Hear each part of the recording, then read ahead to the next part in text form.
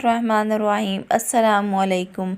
हारून रशीद एक मौलवी के पास जुम्मा पढ़ने चले गया और मौलाना साहब बड़े गुस्से में थे।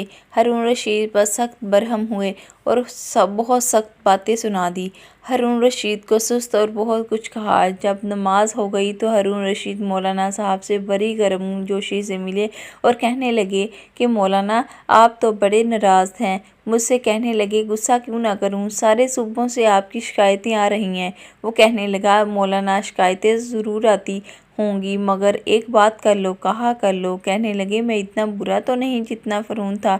मौलाना साहब बोले मैं आपको फ़िरौन कब कहा है, किसने कहा है आप फ़िरौन हैं। तो हारून रशीद कहने लगे मौलाना साहब अब सूरत तो आप पढ़िए ना। जब मूसा अलैहिस्सलाम फ़िरौन के पास जाने लगे तो रब करीम ने फरमाया कि मूसा फ़िरौन से ज़रा नरमी से बात करना। सुबहानल्लाह, अस्सलाम हम प्यार मोहब्बत का दरस देता है। किसी पर तनकीद भी करनी हो तो प्यार से किया करे।